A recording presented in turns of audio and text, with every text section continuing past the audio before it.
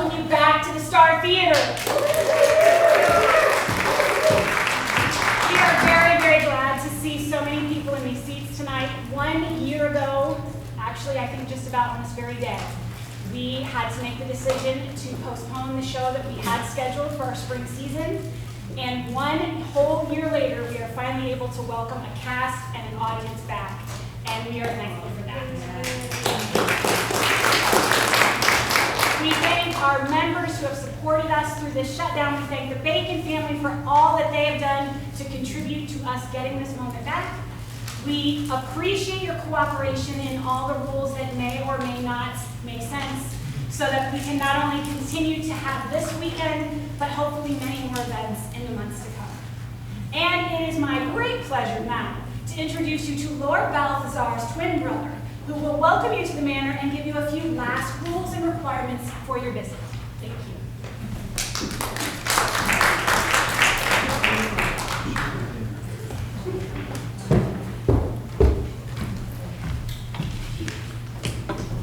Good evening. For those of you later tonight who may be looking for someone to blame for your theatrical experience this evening, I'm David B. And depending upon the nature of your complaint, I prepared a list of names of those persons upon whom I will try to shift that blame should the occasion arise. These names will be made available for you to pick up at the conclusion of tonight's performance on the shelf immediately adjacent to the suggestion box located in the dumpster at the rear of the parking lot. Please remember to socially distance 6 feet from the dumpster at all times for your safety and protection. First of all, thank you all for coming this evening. Now, please understand this. Not really much or really any of what you're about to see makes any sense. But of course, neither does staging a play during a pandemic. However, as you will discover as we soldier on through tonight's production, it's always the illogical that first occurs to me. And so, well, here we are tonight, my dear family, for tonight, you are magically all related to the Bottomsdown family here at Bottomsdown Manor. However, the fact that we are now temporarily related does not allow you to come up on the stage before, during, or after the performance. Further, the state of Ohio has issued strict rules that you may not all go to the bathroom at the same time. Now, I can't speak with any authority to the women's facilities, but due to the size and configuration of the men's room located at the rear of this facility, I can relate with complete confidence that 22 men and 5 boys and the gents at the same time with the same purpose in hand will just not work at all. Accordingly, emergencies, and please listen to that word, because there was some poor woman last night who actually did take me at my word and almost passed out having to go to the bathroom, but that worked out all right. But anyway, emergencies, and those of you who are over the age of 55 know the meaning of that word. Emergencies notwithstanding, please try to remain in your seats if you can. Now, the ushers will appear as if by magic during the intermission and assist you in a COVID cautious process for your calls upon Mother Nature and the snack counter. Also, for our more popular patrons, if somebody sits next to you and it's not their seat, please advise them to return to their ticketed seat. You don't want the county health department coming in and talking to anybody. At least I don't. Okay, anyway. Now, for those of you with landline telephones, please don't go home to answer your telephone during the performance. For those of you with cell phones, please switch them on. Now, Governor DeWine, who, by the way, has yet to reserve a ticket for tonight's performance, or any other performance, which slight has not gone unnoticed by the cast, has also requested that you wear a mask during this evening's performance. As we have experienced some difficulties in prior productions, I shall further explain, the masks should cover only your nose and your mouth, not your eyes. We've had several unhappy patrons who unfortunately misconstrued this and wore their mask over their eyes and missed many, many merry moments on the stage. Now, if you are unable to wear a mask, you must be eating something. Here's the thought: purchasing 6 boxes of popcorn and slowly consuming them throughout this evening's theatrical offering could solve this requirement. Now, arrangements for the purchase of popcorn for this purpose may be made at the refreshment stand located at the rear of the theater, and I believe there is a Bottomsdown price special to be had this evening. 1 box of popcorn, $5, 2 boxes, $150, and 3 boxes for $300. Several members of the cast have asked me to remind you, the audience, that state regulatory codes do not prohibit your laughing during tonight's performance. If someone else is laughing and you do not feel a laugh is merited, please laugh anyway. It's probable that the audience member who is laughing has a firmer grasp on the elements of polished humor, and you should regard this as a learning step in your growth as a member of a professional audience. Now, speaking from my heart for just a moment, I really would like to express my truest thanks to the Starboard for stepping out in the spotlight and beginning to lead Upper Sandusky out of this crazy past difficult year that we've all had. Let's have a nice round of applause. The Starboard, and Lori Lavery, Eric Lavery, Gary and Ruth McCrary, David Romick, and the fantastic Jan Stoneberger, all of who are in the house tonight, have been truly dedicated to this performance, and let's have a big round of applause for them. I also want to thank my wonderful family and cast for their dedication and willingness to put up with my nonsense for the past 7 weeks. Please read your program carefully. My son-in-law, Graham Treadway, took my small program ideas and turned them into what I think is a masterpiece. I can't thank him enough. I also want to thank God for giving us all the ability to once again begin to enjoy one another's good company. God has all of us in his hands, and without his grace, nothing is possible, and with God, all things are possible. And here we are tonight, so amen. Now, I sense Lord Balthazar telling me to wrap this up. At the conclusion of tonight's festivities, the Bottomsdown are not receiving in the manor or upon the stage, but those members of the cast who believe themselves to have turned in a reasonably good performance will be appropriately masked, socially distanced, and all too available in the parking lot for positive comments and well-earned compliments. Again, our professionally trained ushers will assist you in leaving the theater at the conclusion of the production. If you have any complaints of any nature regarding tonight's performance, current state mandates require you to speak to no one, turn off your cell phone, immediately exit the theater after the curtain closes, and go straight home to bed. Gary, you may now, after he didn't do this last night, he turned off the light before I got off the stage, which was very interesting. You may now turn off the spotlight. You may look at the set pieces on the stage. And welcome to Bottomsdown.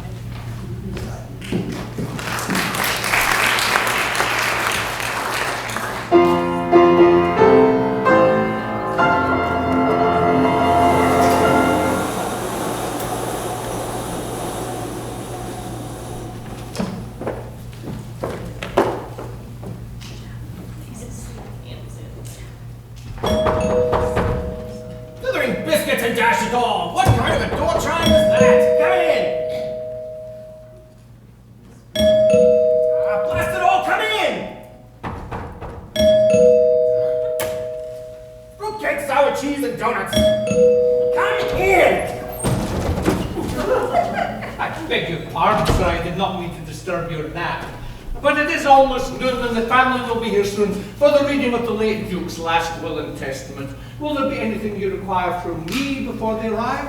I was not napping. I was seated at my desk, working, till some blithering idiot commenced a cavalcade of noise. Dong, dong, dong, dong, dong, dong. Do you know of such an idiot? If so, bring him in here, and I shall murder him. Or better yet, I shall call on you to do the deed. Are you capable of murder, butler boy? My wits are at their very end with the death of Lord Balthazar Batty Bottomsdown, 42nd Duke of Bottomsdown, the barony of Thimble Cricket, and the 3.5 acres north of the pond. If I were not the late lordship's trusted solicitor, I should quit this ghastly bell-ridden barn at once. However, as I am a man of principle, widely respected by my peers and my inferiors, though you are my equal, and a virile specimen of my masculinity where the fair sex is concerned, I shall soldier on. Now, do you have a name, or is naming you a task I must also undertake? My name, sir, is Polyaxis, but you may call me... Now, underling, to commence my duties as solicitor, I shall require a white feather from a dove, a crimson silk scarf, a double-octave concertina, a black horse upon which no man will sit, a lady's lace-up boot, size 3, 1 French hen, a ball of twine, a tin of sealing wax, and a large scotch. Nope, brandy. Nope, scotch. I beg your pardon, sir. Could you please repeat your request? Did I mention 3 sharpened pencils and a gold fig leaf? I'm not sure, sir. But if you would just repeat your list, I will commit to memory the entirety of the items you require and supply same without delay. Ah, a size 3, I wager. Yes, it is. Strike this from the list. I shall place it in the closet for safekeeping.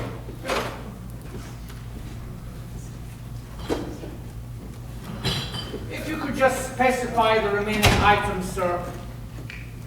Well, it's much easier to forget than it is to remember, now isn't it, Polecat? Again, sir, my name is Polyaxis. I don't believe the ball of twine or the tin of sealing wax will at all be necessary.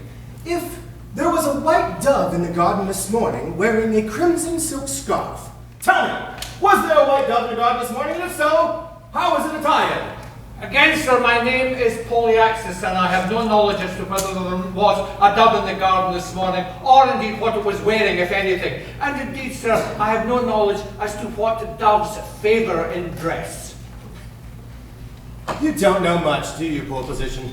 Again, sir, my name is Polyaxis. What dithering difference does it make what your cursed name might be if you can remember nothing of what I'm telling you? If memory serves, sir, I believe you still require a double octave concertina, a crimson silk scarf, a black horse on which no man will sit, a tin of sealing wax, a gold fig leaf, a ball of twine, a French hen, 3 sharpened pencils, and a large brandy. Very good. At this point, and after this tiresome discourse, I shall have nothing but the large brandy and the bottle from which it was poured to further ease the suffering that you and your fractured memory have caused me. Well, sir, if there remains any drinkable alcohol in this house, I shall find it and probably drink it.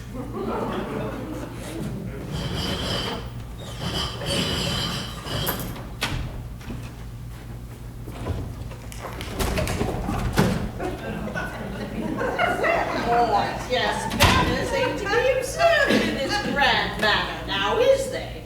Where I come from, gentlemen are expected to rise when a lady enters the room, not to sit upon their arse settee. Madam, as no lady has entered the room, I shall remain seated. May I ask who the deuce you are and how you came to be in this particular closet? Well, this would be Seltzinger Grange, my lord, if I'm not mistaken. And mistaken I regularly ain't. This is not Seltzinger Grange. This is Bottomsdown Manor. Oh, blimey then! It appears I was given a right bump steer on directions I was. So, tell me again, how is it you came to be in this particular closet? I dare say, Lord High and Mighty, that as this ain't Seltzinger Grange, that would be none of your business, it twant. I'm afraid your sense of direction is as skewed as your logic. Thank you. That was not a compliment, more of an observation. Well, if you're done with your asking uppity questions, then I'll be on my way. Not just yet, old girl. Tell me, how did you come to be in this particular closet? Well, it's a big closet, isn't it? And it ain't the lady's comfort, is it? I was informed this was the lady's comfort, but I could not find the like.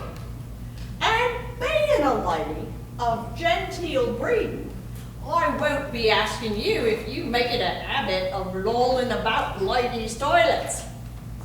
I thought it was your earlier indication you believed yourself to be in the library closet at Seltzinger Grange. Well, I know all right where the ladies' toilets is at Seltzinger Grange is, I do. There ain't no creepy old codgers outside waiting on me to finish me business when I come out the toilet door at Seltzinger Grange, there ain't. So, will you keep me waiting here till the dam bursts? Or will you let me get about my business before it becomes your business to mop the floor? There's a female servants facility just down the hall. I shall escort you. You'll do no such thing. I know you likes me whole life. You got a better chance of escorting me to Queen Victoria's coronation as you do chasing me about the ladies' loo. So, you'll be excused again.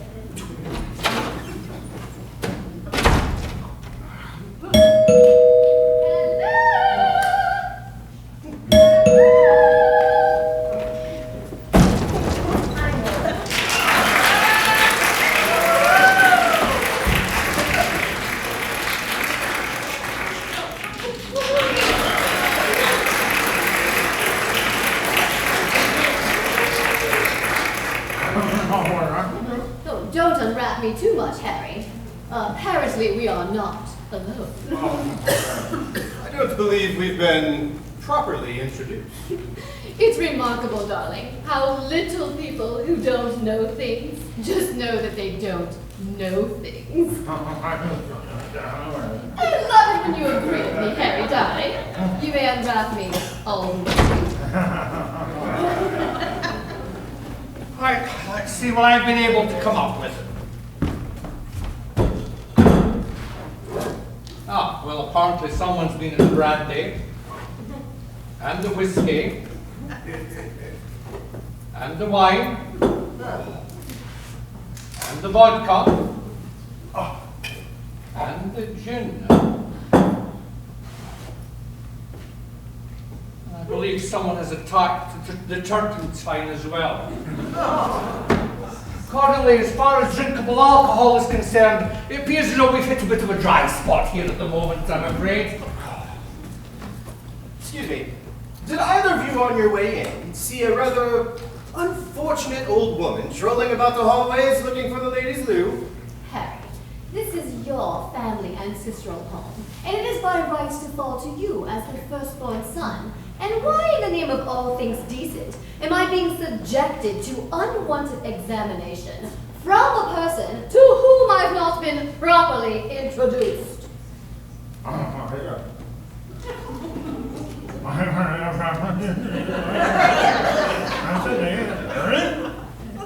His lordship tells me that they wish to be introduced, but only after they are properly arranged and very thing, and there it is.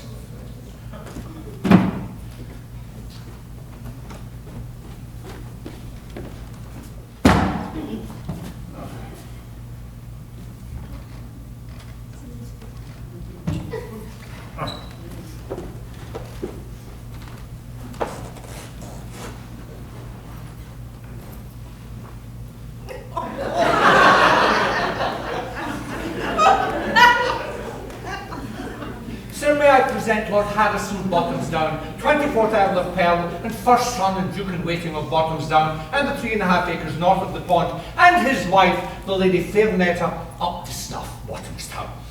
Lady Fairinetta, this is Mr. Nigel Nuthouse, dearborn solicitor to your late father-in-law, and executor to his lordship's last will and testament.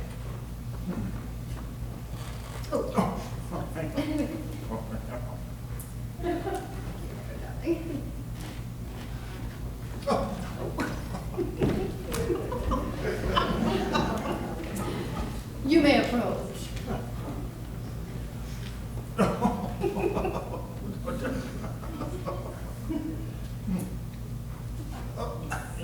Almost. Your ladyship.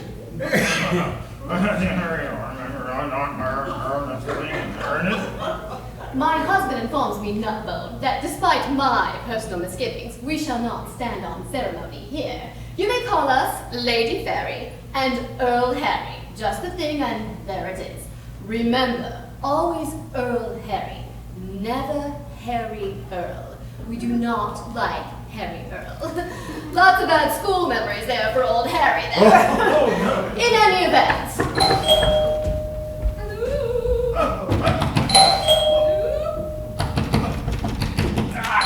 Oh, just a moment. I'm coming.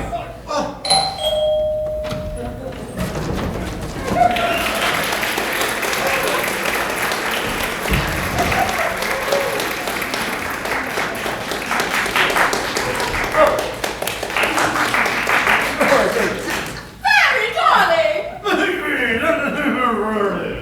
Harry says, "Blinky, old man, the very thing, and there it is." And I say, "Pinky, blinky, dearest, air kisses all around and whatnot." Harry Earl! Old chap, I dare say. Do not let's get off on the back foot with a Harry Earl reference, Blinky. Not today. Oh, don't mind Blinky. You know no one else does, and neither do I. Do I, Blinky? I'm sorry, do you want I dare say? Mind you, do I mind you? Oh, mind you. You don't mind Blinky, it's all Binky. You're much too clever for that. Harry says Binky's right. Don't mind Blinky at all. Oh, and the very thing, and there it is. I must forget about that little bit. Harry, what's with the whiskers, old boy? Rather a new look for you since the last time we met, and, well, I believe that was the day before yesterday, so, I must admit to a bit of confusion here, old boy. I dare say. COVID. Oh, yes. Just the thing, and there it is. One can never be too careful. And since Harry is the rightful heir to his father's estate, well, we can take no chances on his continued good health. And today is the day we finally hear what the old chap has decided in his will. Yes. Yes, these rough times we've all endured are about to be over. We're all loaded. Well, soon to be loaded. With the distribution from the old man's estate. And, well, yeah, that is except for your brother, the second son, Harry. Oh, boy, Harry, of course, gets nothing, I say. Who is this person? Oh, look, may I... We are not arranged. Yes. Yeah. Here.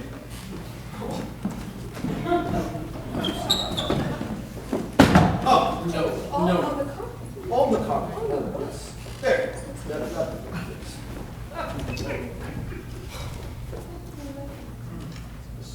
You may proceed, Polar Bear. So may I present His Grace Lord Basil Blinkwater, 39th Duke of Earl, and his wife, the Lady Belva Bottomsdown Blinkwater. Your Grace, this is Mr. Nigel Nuthouse Dithbone, solicitor to your late father and executor to his last will and testament. And what shall I call you? Rest assured, we shall be called by whatever name we decide. Should we decide it is ever necessary for you to call us anything at all. Yes. Well, yes. Doorbell. Nope. And you don't hear it. Yes. Just 1 minute, Harry. Oh, here.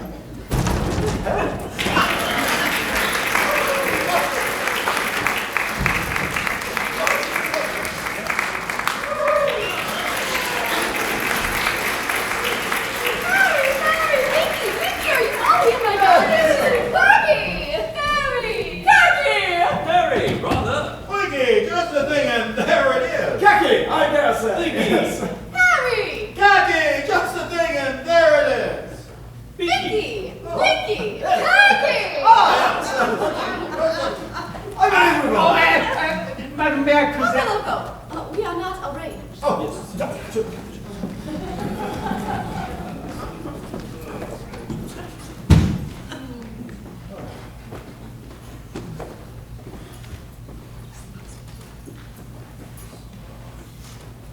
You may resume. Sir, may I present Lord Cacklefeather, 12th Marquis of Marmalade, and his wife, the Lady Wacklemine of Bottomsdown Cacklefeather. Marchioness, may I present Mr. Nigel Nuthouse Dithbone, your late father's solicitor.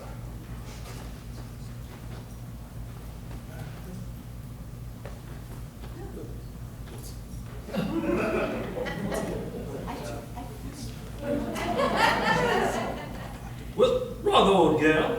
What the deuce is this you've got in there? Not to be too cocky to respond, Khaki, but I believe it's a ball of twine. I'll take that. And that. Sir, may I take Yes. the jacket? I don't take that. Lady! I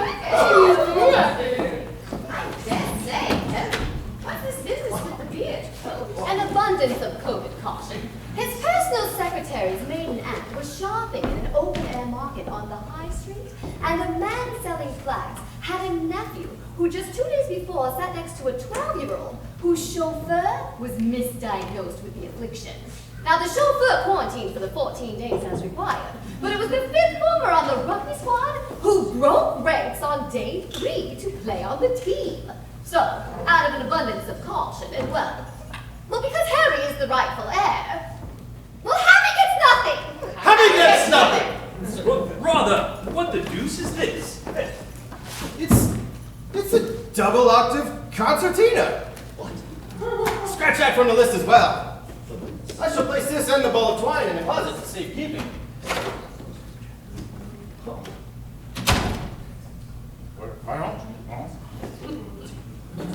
Are we to wait here for Bodhi's exit from the closet, or are we to presume he's found it convenient to remain there? didn't even know that. It's a rather larger closet than one might expect. What danger a concertina and a ball of twine could get into. Really? The musings of an untrained legal mind, madam. I shall cease from further discourse with you, not because there is nothing more I could say, but rather because I limit my conversations with staff to short sentences.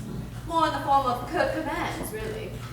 I say, will our brother Hammy come here today for the reading of the will? I dare say, I say. Rather, since Hammy inherits nothing at all, it seems a long way to travel across the pond from the provincial lost colony of Oeahutaho? Am I saying that correctly? Hiawatha, is it? Did Hammy conspire with the locals across the pond? No, oh, deuce my hearing. I do wish you'd all speak up just a bit, you know. But now it doesn't matter because, of course, as the second son, well, Hammy gets nothing, I dare say. It's not Hiawatha, Blinky. Nothing at all to do with native peoples or anything of that sort. It's that place in the colonies where Hammy resides. Or something like that. Anyway, I do wish you would adjust whatever little knob or whatnot you must so that you can hear what we're saying and keep up with where we are in the script. After all, we are all trained professionals. But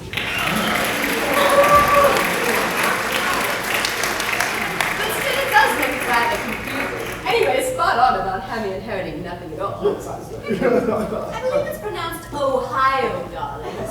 And of course, we're all perfectly provided for under dear old Mumsy's will. And now that Daddy's done his bit and died, we should come into that great lot today as well. Now that Daddy's gone!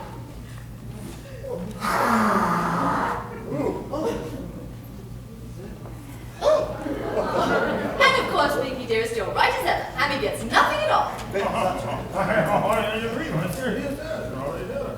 As Harry just stated, the shame and unfortunate lot of the second son, the very big inheritance. Yes. Well said there, Harry Earl. 24th Duke of Pearl and soon to be rightful heir of Bottomsdown. Yes. Well said there, Harry Earl. We can hear you, Blinky, even if we're not listening. Oh, don't mind Blinky. You know I never do. No one minds Blinky, I dare say I say. Am I to understand that your brother and second son, Jambone Bottomsdown, will not be joining us today for the reading of the will? However, are we to know what you understand? Isn't it your job to explain things to us so that we can understand? Yes. Good luck with that, old chap. I dare say, I say. If you're looking to us to answer your questions, I believe you are shinnying up the flagpole after the horses have flew the coop. And two wrongs don't make a right turn of a phrase, do they? Did I just say that? That is quite clever. Someone should write that down so that I might be accurately quoted when the time comes. I might even see if my publisher could put that in my memoirs, should they ever be committed to paper. Yes. You, make a note. Rather, and when would that bright time be, Fairy? When the cows come home to roost? Can't you dazzle me with your vivacity? Vivacity. Vivacity?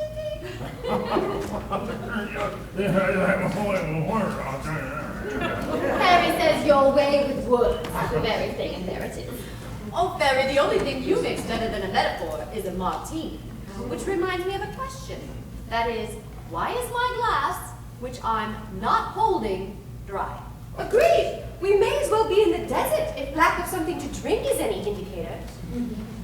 Wishbone, I know you're very busy doing nothing at all, but would it be too much trouble for you to pour us all something to drink? I am your late father's solicitor, not his under-butler. That position has unfortunately fallen to Pocat, who seems determined to make us all wait for that same grim death which stalks those deprived of hydration for a mortally fatal term. Pocat, where are you?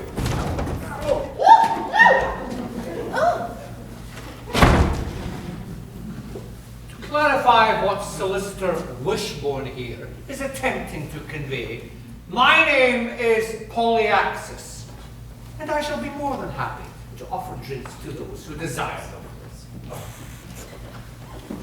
It's Diff bone, you cur, not wishbone. I should advise you, do not cross swords with an officer of the Queen's court. I just despise it when the staff becomes quarrelsome.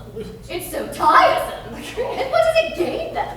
At the end of their petty whinings, they are still staff, and we are still waiting for our treats. There it is not. Harry says Josephine, and there it is not. Unerring as always, my darling. Yes, well said. Let's not make this rather more difficult than it already appears. How would a round of gin martinis be for everyone? Would that be too difficult for you to comprehend, Poco Loco, or whatever the devil your name is? Rather a capital idea, Wacky. Just splendid.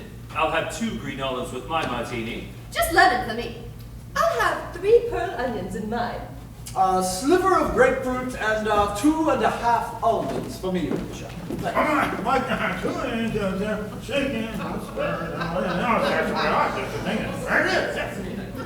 Harry will drink anything. And as for me, I'll have pineapple and a sprig of mint from the garden.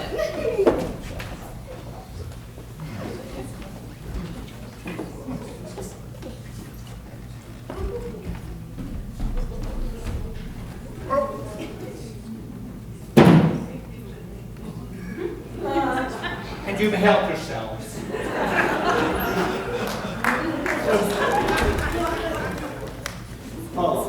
Beer?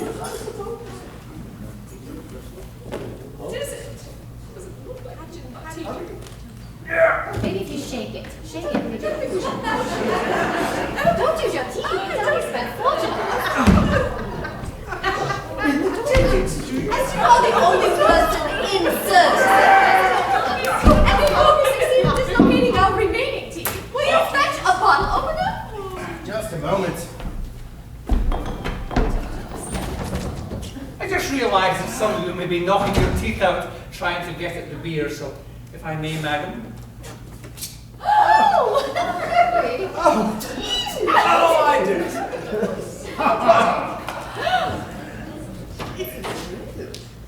My fondest hope that we do not inherit him from Daddy. Let's hope Harry gets I have endured as much of this delirious dithering as I can take. I shall go into the closet and fetch the Lord's late will and testament. It's a bit dark in there in the far corners.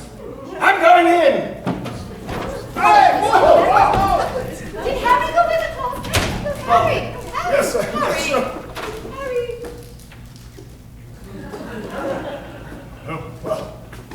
Now, where were we?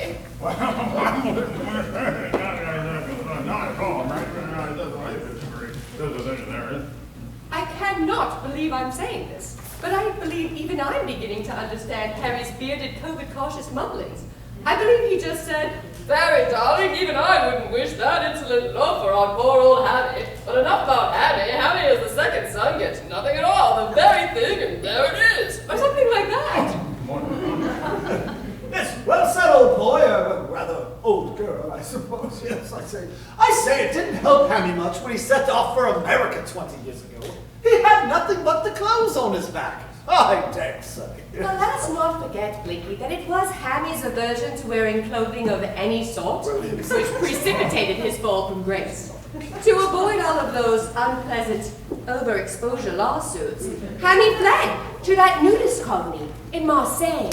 Oh, yahoo, or something like that. I never can get that right. I believe you. I believe from something going round in my head, the name of the village was pronounced Marseilles. And not to harp on this, but it is Ohio. And I do believe Hammy had a rum time of it there with his major on parade. But of course, it is colder there than dear old England, so perhaps that was helpful in curbing Hammy's tendencies. Poor old Hammy.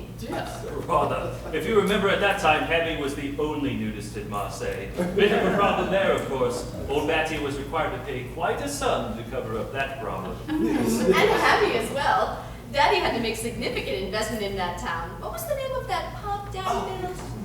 Buck's Tavern? Alibi. Alibi. the animal. The Sportsman's Inn. Oh, yes. That was the one.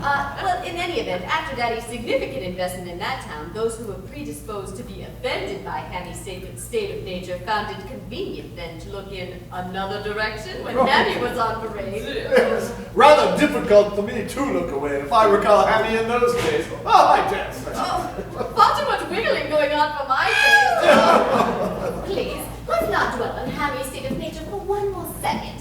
We have not seen him in at least 20 years, and when Hammy first left to become a nudist at university, all of us saw entirely too much of Hammy all of the time. Hammy's state of nature and our ability to observe same are both equally well served by Earth's one great ocean, stretching out between us and obscuring our view. Not to throw a wrench in it, old girl. That particular ocean does have a name. It is the Atlantic Ocean obscuring our view. Please, let's not do this again, shall we? As I have explained many times, at length, it really just is one ocean altogether, isn't it? I mean, it's not like there are several large soup bowls with rims at the edges, all butted together or anything like that. I really can't understand why there's such a fuss about where one ocean begins and another one ends. It's all balderdash, if you ask me.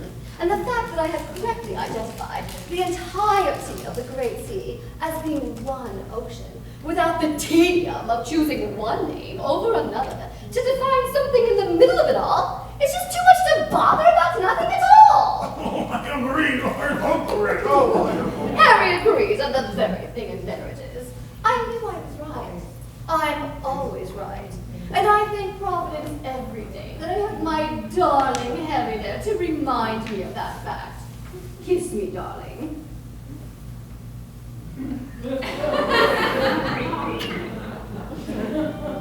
Well, I'm glad that's resolved, I dare say, I say.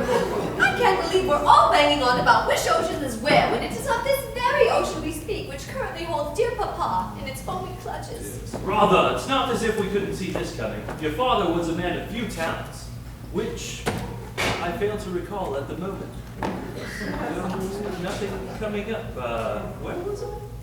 Oh, certainly sailing was one of those talents the old codger lacked altogether. Yes. In fact, I can't ever recall seeing Batty on any boat. Rather curious. Rather, how many boats were lost during your daddy's illustrious sailing career? Well, first there was the Storm Chaser. I believe the Storm won that race, as I recall. I guess. Oh, and then there was the Misadventure. That was poorly. It was really badly worked down. That's all it was. As Harry just stated, a vessel sadly but well named from the outset. If you ask him, the very thing, and there it is. Let's not forget how desperately he tried to talk dear old Daddy out of naming the next one Titanic. Oh, Rather, seemed doomed from the get-go. But of course, dear old Daddy seemed to believe that lightning doesn't strike a boat with the same name twice. And this time would prove out to be the charm. Rather, wrong there as it proved out, old chap. All those boats are now poor Papa at the bottom of the ocean. At the bottom of the deep. Mickey, please do not use your low register. You know how it sends chills to the very core of my being. Understand, but there are deeps even lower than the deep at the bottom of the sea. Mickey, I shall perish on the spot if you do not desist. yes, I would say the thing that sets this most recent disaster with Batty's most recent boat, what was the name? It was of the that boat? Hesperus. What's on the tip of my tongue? Rather, the Hesperus. Oh, yes, the name the of that Hesperus. cursed vessel. Batty should have factored that in as the name came from the great Longfellow poem, The Wreck of the Hesperus. Yes, one doesn't need to read more than the title of that particular work to understand when all the pages are turned, we shall find the boat at the bottom of the sea. Yes, only this time, dear old Batty along with it. Captain going down with the ship and all that lot. Yes, it's rather tragic, I dare say. I'm so sorry, Doctor. Yes, horrible. Although, the funeral just didn't seem the same without Daddy in the box when we buried him at sea. Just his imperial military uniform and a pair of riding boots. Well, let's not forget I also put a lock of dear old Mumsy's hair in the casket. Rather, where the deuce did you get the lock of your mother's hair? She's been gone for years. From under the bed. Oh, well, I think it was her hair. No one has properly dusted up there for centuries. You know Daddy would never pay the help a living wage. It's no wonder only roly-poly remains in service. No one else wants him.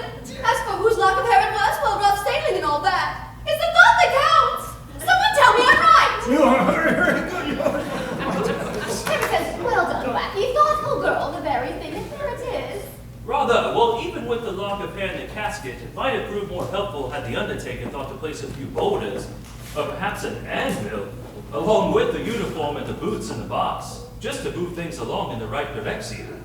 How the deuce long did we all just stand there and watch old Daddy's coffin float and bob about?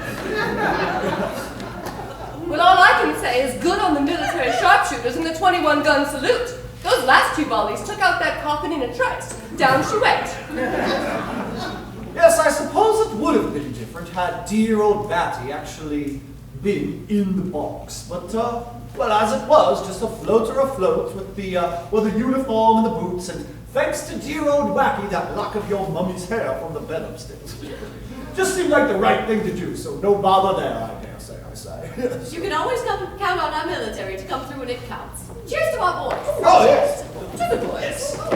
To the boys. Military boys. Cheers. Still, in all, a bit of a sticky wicket in getting Daddy to go down properly. But as Harry always said, the very thing, and there it is. Ah, but here's to dear Papa. In that great and nameless ocean we can know only as the deep. To the deep. To Papa. Yes, to Papa. To the deep. To the deep. I shall cross you no more on the boss of undertones. Your next attempt will be met with formidable action.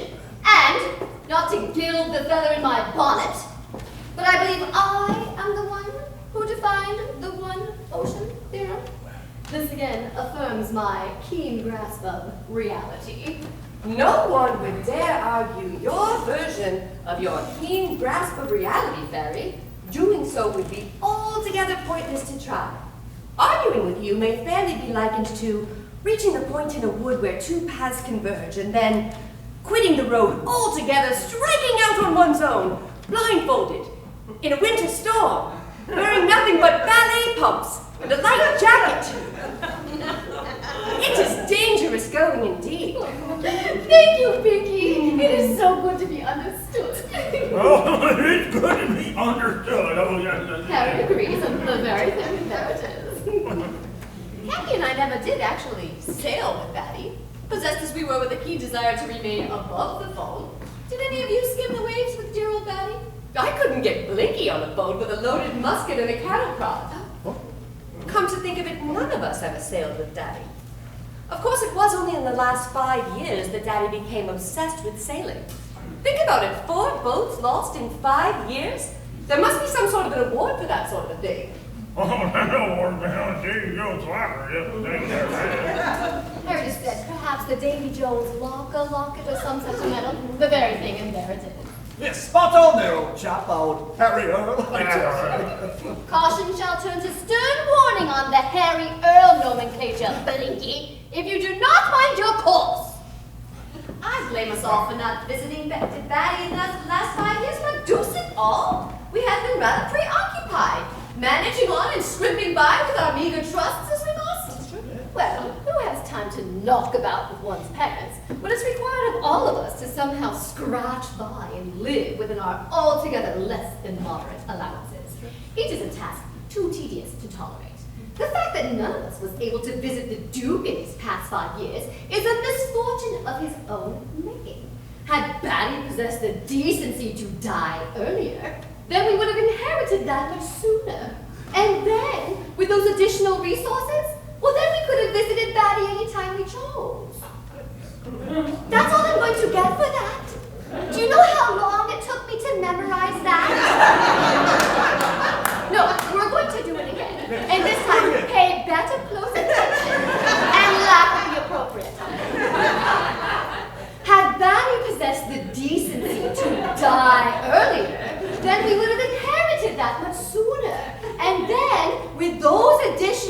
resources, well then we could have visited Batty anytime we chose. Well said there, Fairy. I believe you've landed full square on the shore there. Well said. Of course, now all that changes with the inheritance to come, and, well, not to reintroduce the topic, but wherever is that wishbone anyway? Aren't we all here to read Daddy's last will? He's not still in the closet, is he? What is he doing? Wishbone, are you still in there? Yeah. Wishbone, you can't still be in there. Hello? Oh, It's the bloody devil's triangle in there. I'm lucky to have escaped with my life. the only thing that you have escaped thus far is the reading of Papa's last will. Whatever is that incomprehensible text? The unabridged history of the world in one volume? It's dick bone, not bonehead. Don't get ahead of your skis there, Boney. Oh, we shall decide on your name when and after the old man's will has been read. Oh, I dare say I say. This is not the history of the world in one volume. It is in fact volume 1 of your late father's last will and testament. It is a dashing and rip-roaring read of your father's ever-changing and altogether whimsical estate planning wishes upon his death for his children as they rose and inevitably ebbed in their fortunes in that great sea of life. Cut to the chase, Dithibone. Are you going to read all of it to us? Agreed. If there's going to be a recitation of that entire tome, I'm sending Polar Express out for more beer. Yes, yeah, more beer, I dare say. A lot more beer. That's just the thing, there it is. I caution you all to keep in mind that due to your father's nautical disappearance, the death and disappearance of Balthazar Batty Bottomsdown, 42nd Duke of Bottomsdown, and the 3.5 acres north of the pond, and the barony of Thimble Cricket, at this time may only be presumed. Oh, what? Rather. Well, damn sir, there was a burial at sea with a 21-gun full military salute. Surely at the law that must count for something. Yes, 7 military sharpshooters firing unerringly into an empty floating box may provide closure for purposes of mourning, but does not provide proof of death, which the law requires. To bolster the record, a coffin or box, as you and your pagan dialect have so inelegantly expressed, containing a full military uniform, a pair of riding boots worn in the Queen's trooping of the colors for the calendar years 1959 to 1991, a lock of what was presumably dear Harry's mummy's hair, saying, "Into the deep." All a part of my one ocean theorem. Surely this must raise the flagpole when we salute. Enlightening information without probative legal course of any sort. Your ability to opine on matters beyond your comprehension is unparalleled. Thank you. Yes, well said there, Fairy. Well said, I dare say.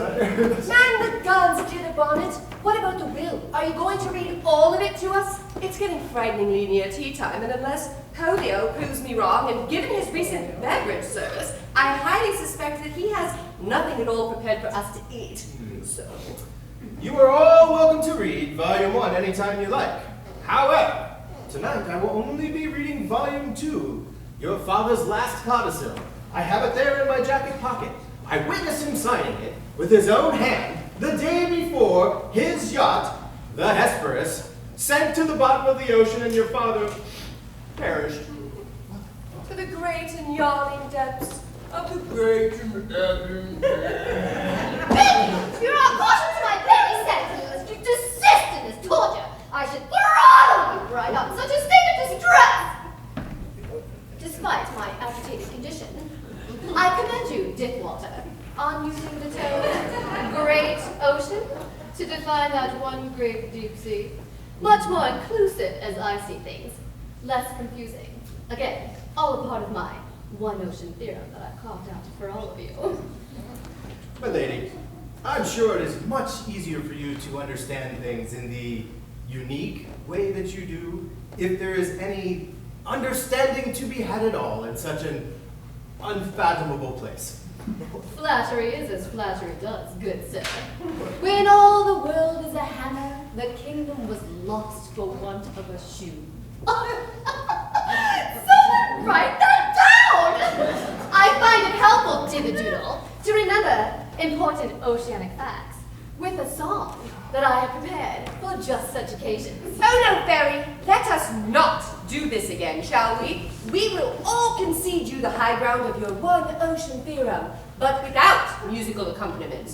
As entertaining as this always proves, Fairy, I'm on board with Binky here. There is a time and a place for scientific sopranic songs, and this is neither. My agent has assured me that this was to be a musical production, and that my unrelenting talents would be called upon at the appropriate time. As my sisters-in-law, your talents are compelled to assist me as my backup singers, pursuant to your contractual production agreement. Had you bothered to read same? Well, dear family, we've traveled this road many times. I believe it's best to just go along with the old girl's song here. Rather. Oh, Fairy, no, please, no. That's music! Harry insists that we sing! There is just one ocean at the bottom of the sea.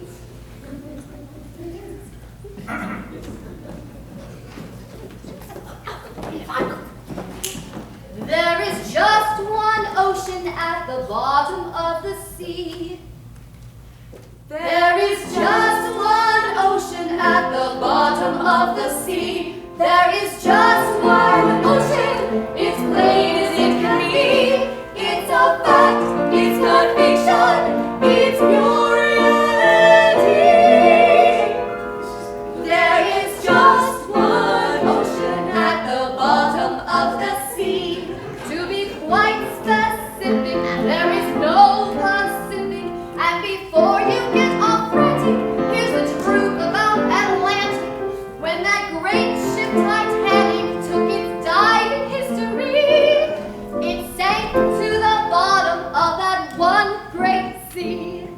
There is just one ocean at the bottom of the sea. There is just one ocean, it's plain as it can be. It's a fact, it's not fiction, it's pure reality.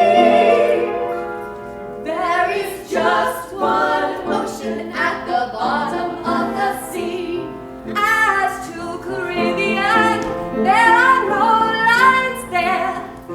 Once one gets to Cuba, it's just one sea everywhere. The Arctic and Antarctic, though encrusted with ice, are the very same ocean. Now ain't that nice?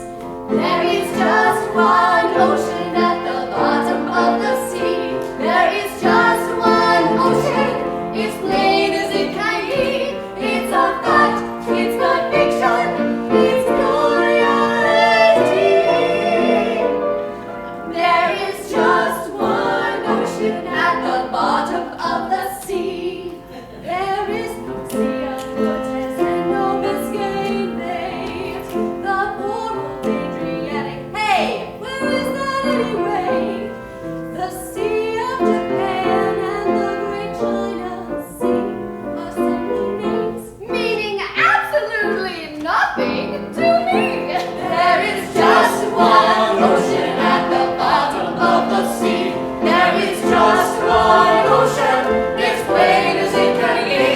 It's a fact, it's not fiction, it's pure reality. There is just one ocean at the bottom of the sea. When time has finally ended and the earth is born anew, when we gaze on that great ocean, we'll know one thing to be true. There's just one ocean in motion for all eternity. There is just one ocean at the bottom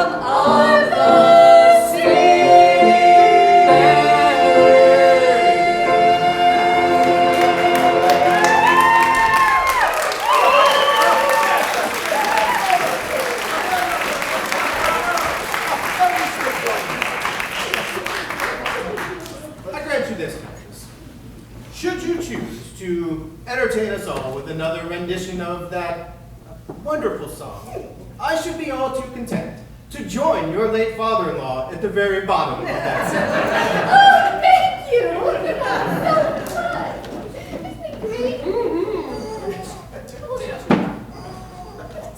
on earth am I sitting on? What is it? If I had a condition, I'm sure it would be aggravated. If I were not at a loss prior to this moment, surely at this moment, well, I should be. Don't you know what this is? Give me that! That's the French hen! Its purpose is beyond your knowing. Damn the torpedoes, Wishbone. Read the last codicil. Yes, come on! Very well, then. Oh, here we go. There it is.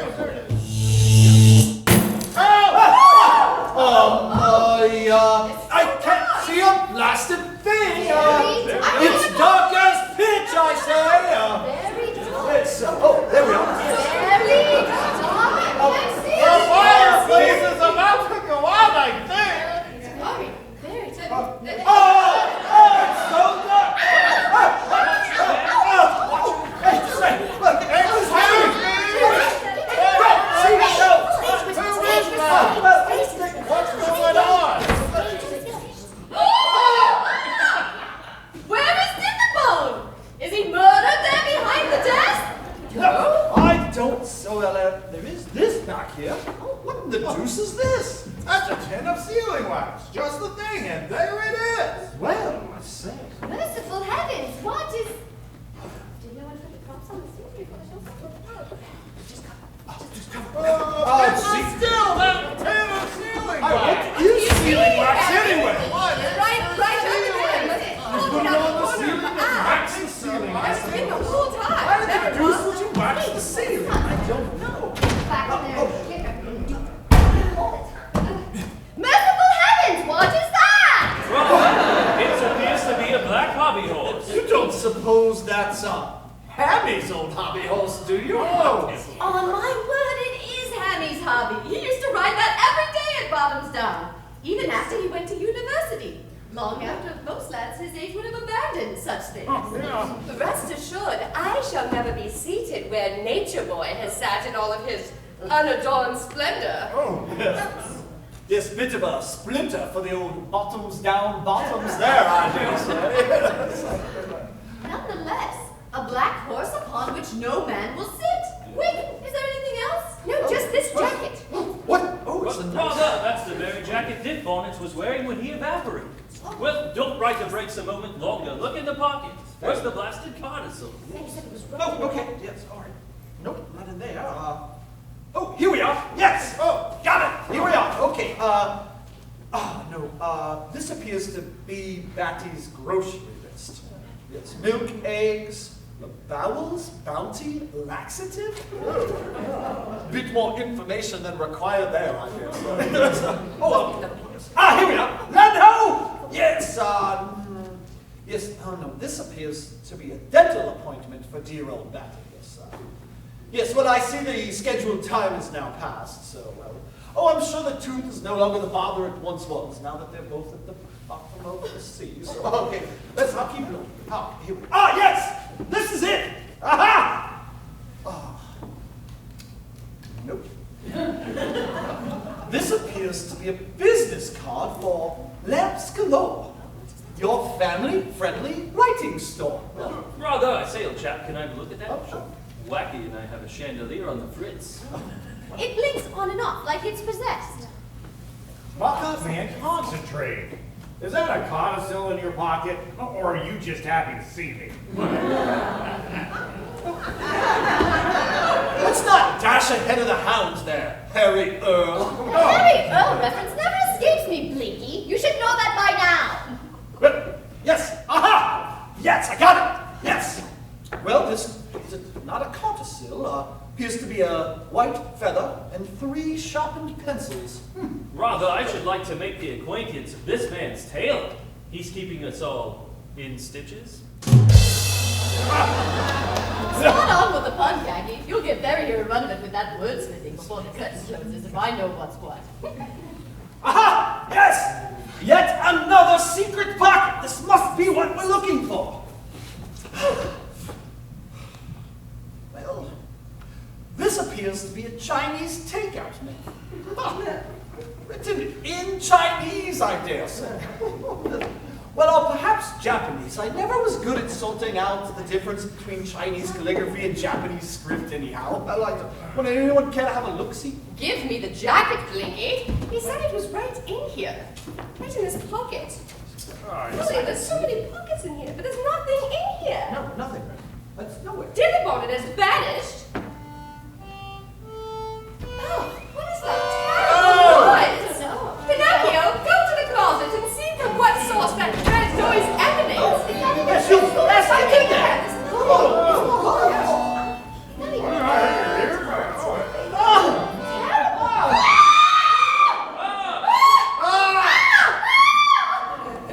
Yes, bother. Scream and all that. And who, may I say, are you, madame? It's like the mirror funhouse at the circus, this place it is. If you'll be excusing me, I'll just be getting on my way. I never in all my born days seen such as this. However did you come to be in the closet? Well, I might as well ask you lot the same thing. But being a lady of breeding, I'll do no such thing. Whoever it is that dusts the closets in this old barn, he right missed this'n on a regular basis. Stop it! Have you had any formal training on the double octave concertina? Well, I never in me whole life. I believe you. Let's not take that. Yes. Well, here it sits, family. Dear old Batty and the Hesperus at the bottom of the sea.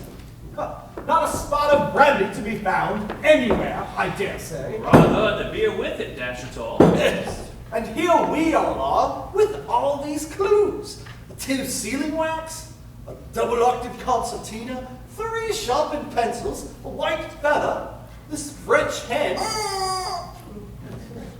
Oh, and don't forget old Hammy's hobby horse, darling. I dare say. For reasons abundantly apparent to all of you, I shall not be seated on Nature Boy's wretched hobby horse. Oh, yes, I see.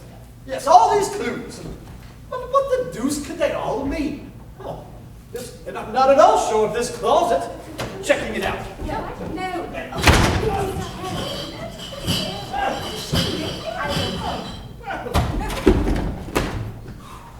Well, it's a bit of a ramble in there, old chap. Oh, the old girl wasn't far from it when she recommended a dust-up, I dare say.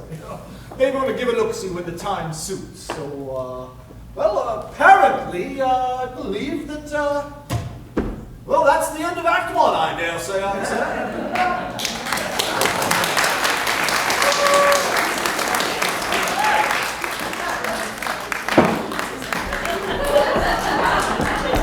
Hurry, get the holes! Move the holes!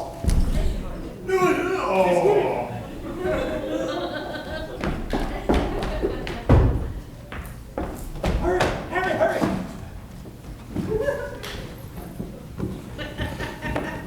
Yes, here, track it. Thank you.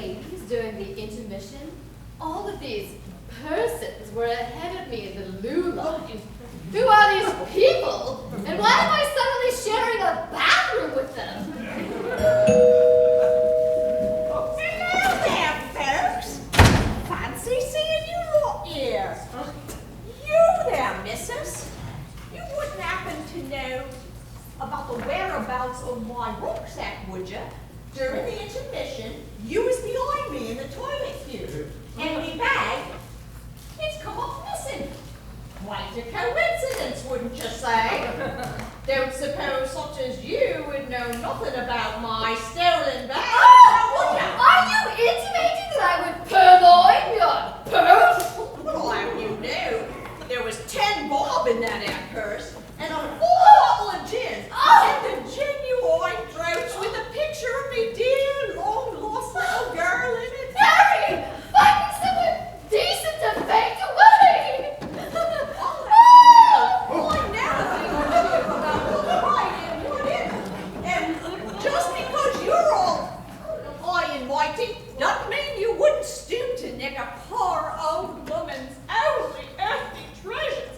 Well, then tell me, dying day, ain't none of you lot seen the end of this tawdry bit of business, not by a long sight, as I live and breathe. Yes, pardon me, ma'am. I extend my condolences on the loss of this rucksack, as you say. But damn it, you shall not breed on this or any stage. Not breed, Blinky. Breed. It's your irises. They're off again. It's getting rather tiresome. I believe we're all in the same mind again. Rather, a spare battery in the coat pocket, old chap. Might just be the very thing. As all the holy angels themselves can see from heaven above, I have been rucksack robbed and reputation's ruined by you lot. And like it or not, twill not now, nor never be forgot.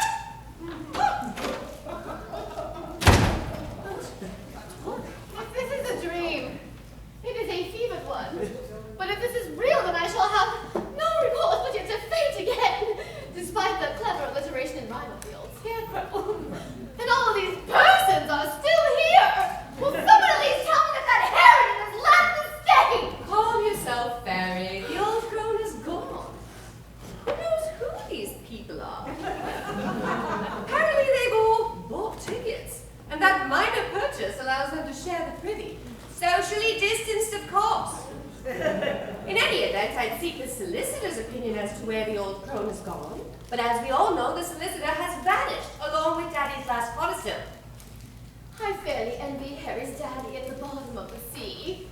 For there is no social distance line awaiting ahead of one to read. That is quite clever. I might give a go at poetry when all this gets sorted.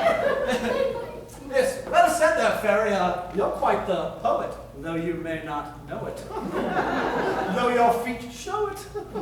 They're long feathers, I No such thing. Well, Binky's feet are far larger than mine. I think you take off your shoes so we can all have a look. I will do no such thing. But spot on about the Hesperus and the Longfellow and the poem and all that. Say, you don't suppose there's a clue there, do you? Well, why don't you take off your shoes, Binky? Perhaps there's a clue strapped there between your toes. Yes, thanks for the hurrah there, Binky. Always good to be on the right footing with you, old girl. Enough of whatever this is. Let's not get off on the wrong foot, shall we? What we need to do is hatch a plan. Now, our dear Daddy Batty is dead. We've only just buried him. Oh, technically we sank him. Just the thing, and there it is. And the uniform, and the riding boots, all in one ocean. It's really just one ocean altogether, isn't it? Oh. Perhaps, time for another song? As I was saying, Daddy's boat is gone. And the last codicil to Daddy's last will and testament. Now, in that codicil lies the distribution of our father's estate, together with what we may inherit from money. As you may recall, at Mumsy's death, the terms of her will stated that Papa could change the terms of her will at his death, but if he did not, then it all goes to us. And of course, nothing whatsoever to Hammy. Hammy gets nothing. Hammy gets nothing! But of course, when Mother went missing, she wasn't lost at sea, just lost, apparently. Yes, your family does have a way of exiting stage left with no apparent explanation in the program, I dare say. Mumsy's been missing for over 30 years. We've altogether too much on our plate at present. Don't let's dig her up just now. Oh, a bit unfortunate on the digger reference there, Wacky. Technically, your mother never got a proper burial with what the no body to bury and all of that. Mother was cremated! Well, rather, the coffin was cremated. And we scattered the remains in the ocean. Yes, yes. Well, at least whatever was burned and tossed is now together with what was drowned and lost, and, well, now they're together in that one great and endless deep. Yes, I guess. There's no point in you competing with me on my poetical skills, Blinky. Let's leave the storm door on that submarine unopened, shall we? All tossed and lost in the dirt. We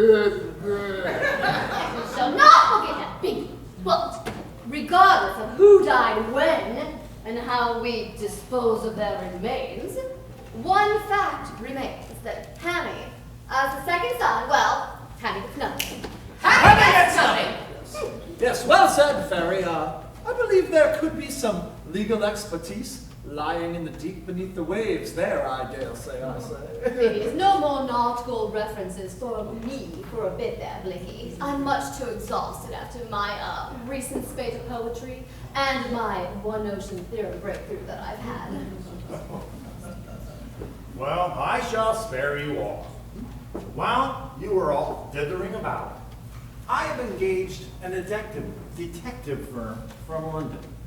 They're all top-notch. All young chaps, all with keen minds, ready to make their mark on the world of sleuthing. Just the thing, and well, there it is.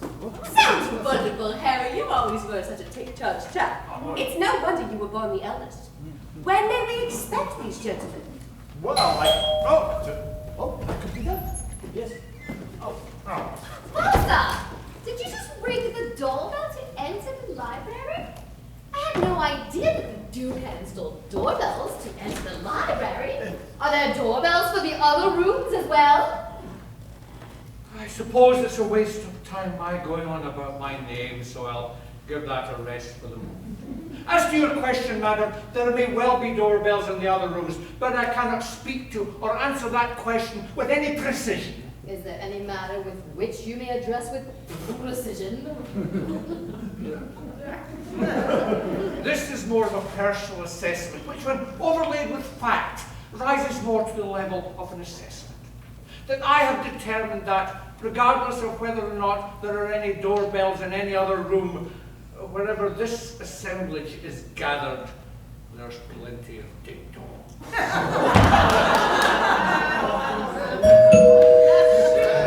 My point is made. My inquiry is now directed as to whether or not you wish me to answer the door. Rather! Damn the impertinence, sirrah! Blasted insolence! Remember your Stacian and answer the door. Come in, come in!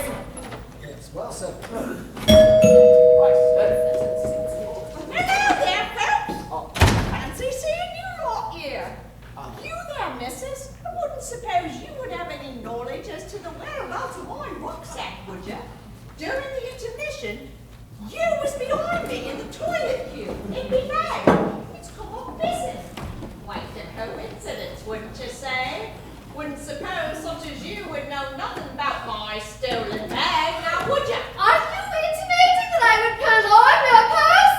Again? Well, I'll have you know, there was 10 bob in that our purse and a full, well, half-full bottle of gin and a genuine brooch with a picture of me dear long-lost little girl in it. Oh, Harry, find me someone decent to fade away! Oh, you know I know a thing or two about what's right and what isn't. And just because you're all high and mighty doesn't mean you wouldn't stoop to nick a poor old woman's only earthly treasure. Well, until me dying day, ain't none of you lot see the end of this tawdry bit of business, not by a long sight, as I live and breathe. Well, pardon me, madame. I extend my condolences on the loss of this rucksack, as you say. But damn it, you shall not breathe again on this or any stage, I dare say, I say. Read, not read, Blinky. They're off again. The irises. It's getting rather tiresome. I believe we're all of the same mind here. Yes. Rather, a spare battery in the coat pocket, old chap, might just be the very thing. Well, as all the early angels themselves can see from heaven above, I have been rucksack robbed and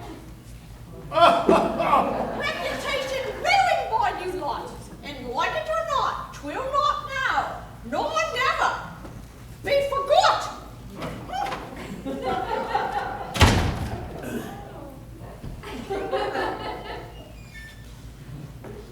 Is the old bat finally gone? I must admit it being somewhat perplexed as to how we are to proceed. Join the club. Just the thing is, there it is. I believe you, Polomio, were about to answer the door chime and exited to do that very thing. And I believe it was Harry who said that he had hired some super sleuth detectives to come here and help us sort this whole thing out.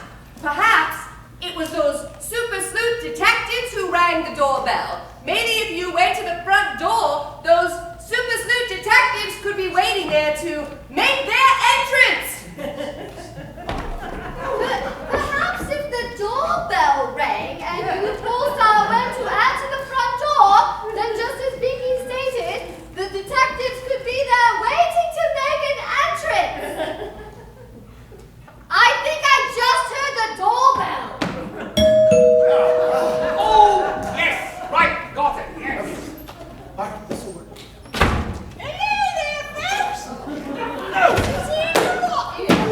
Hello there, missus. You wouldn't happen to have any knowledge just thereabouts of my rucksack, would you? During the intermission, you was behind me in the toilet queue in me bag. It's come up missing. It's like a coincidence, wouldn't you say? And suppose such as you would know nothing about my stolen bag, now would you? Are you intimating that I would pull on your purse again? Well, I'll have you know there was 10 bob in that air purse, and, well, a couple swigs of gin, and a genuine brooch with a picture of me dear, long lost little girl in it. Oh, Harry, find me somewhere decent to faint away again. I'll have you know that I never been on you about what you wanted, and just because you're all iron mighty doesn't mean you wouldn't stoop to nick a poor woman's only earthly treasure. Well, until me dying day, ain't none of you lot seen the end of this tawdry bit of business, not by a long sight, as I live and breathe. Well, pardon me, madame. I accept I can notice the loss of your rucksack, but damn it, you shall not breathe on this worthy stage ever again on your side then. Breathe. It's the air system off again. I believe we're all the same mind here. Rather, a spare battery in the coat pocket, old chap, might just be the very thing. Well, it's all the only angels himself can see from heaven above. I have been rucksack robbed and reputation ruined by you lot, and like it or not, will not now, nor never be forgotten. We should have got rid of her. Harry, stop. Harry.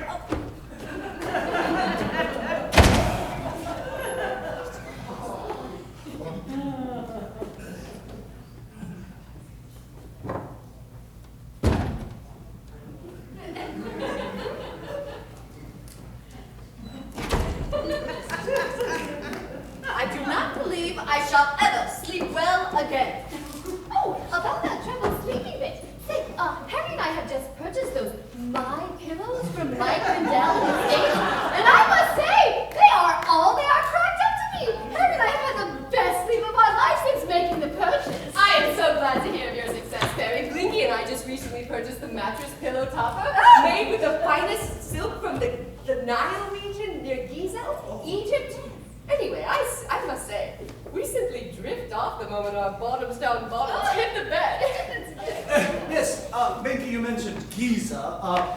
Khaki, you have a rather more keen grip on geography with your military service to the Empire and all, but isn't Giza friendly near India? Perhaps India is where those detectives are! Rather, well-known chap, Giza is in Egypt, from where only the finest cotton comes. India's a stone's throw from Giza, from what I can remember of my cartography days. Fog of war and all that. Perhaps India is where Pistachio has gotten himself to. He seems altogether unable to locate the front door and answer the doorbell. What was Daddy's butler doing in India? Well, it's no wonder the house was a dustbin with Daddy's butler traipsing around India and Egypt. run off with that horrid old woman who will never set foot on this or any other stage ever again. I would inquire as to your actions, but then one of you might answer me. And the prospect of attempting to understand your motivation is far less appealing to me than my remaining entirely in the dark. So, if anyone is interested, there are several gentlemen at the door from Shorty's Super Sleuths, which, from their explanation, I am led to believe is a detective agency in Cheapside, London. Well, don't just stand there parading your incompetence. Go show them in! Coming!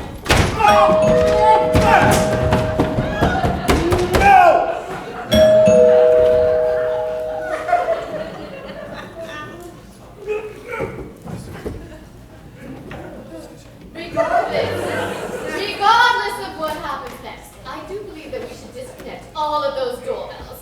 Much too confusing. Yes, at the expense of a doorbell for every chamber of this dusty old barn. Get rid of them, I dare say.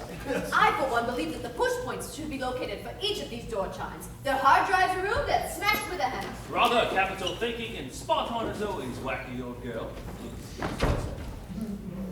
Again, I would seek an explanation, but to what point? Just let's assume that whatever disorder is affecting this assemblage has already affected all of you, and I just hope that whatever it is you have, I don't catch it. Rest assured, Pontoon, whatever concerns you have about catching any malady from any one of us are entirely misplaced. The ailments of the upper class cannot be caught by the lower classes. Our illnesses are entirely much too refined to be properly appreciated or suffered by the working class. Yes, well said there, Vicky. Well said, darling. Yes. That being the case, may I introduce Mr. Sherman Shorty Cakes of the Shorty's Super Sleuths Detective Agency.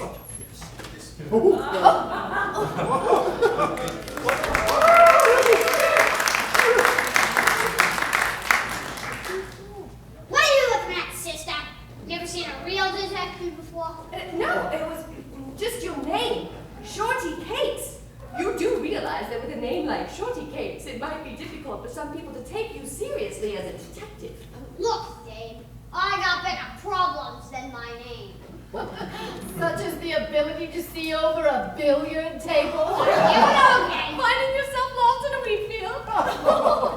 Getting the cookies off the counter without assistance. Rather opening the refrigerator by yourself. Yes. Taking a wee in the gents' room without the proper stool to stand on. No, my problem is you. I had to haul all my cookies all the way out here to Bottomsdown Manor, something like that, just to listen to a bunch of idiots like you. Is that the library doorbell or the main doorbell? As any answer to that question would fail to enlighten anyone here, especially you, madam, I shall answer the front door. Kathy, you're the one here experienced with maps. Do you believe that Polestar will be able to locate the front door twice in the same act? Well, from what I can tell, whatever map the rest of us are on, you're off it.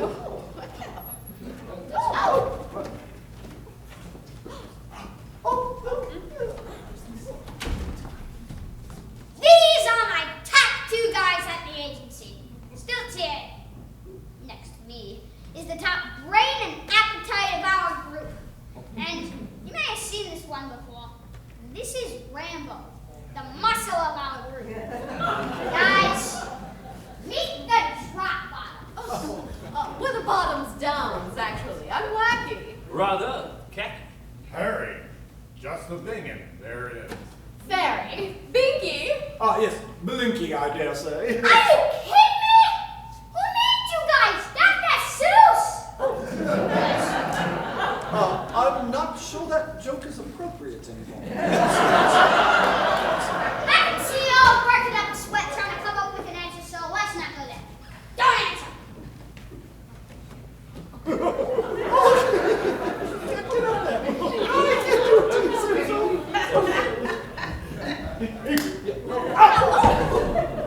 What's the beef here? Well, it's all a bit of a jumble, actually. Our father, Lord Balthazar Batty Bottomsdown, 42nd Duke of Bottomsdown, and the 3.5 acres north of the pond, and the barony of Thimble Cricket, was sunk in his yacht, the Hesperus. Or at least we believe that to be the case. We were all gathered here for the reading of his last will and codicil with his solicitor, Norman Ditherbonnet, or some such name as that, when all of a sudden we were under attack, and immediately and momentarily we lost the electrics. And then when the lights came back on, Norman Ditherbonnet had vanished, but his jacket remained. Yes, and we've assembled all these clues. What do you think they are?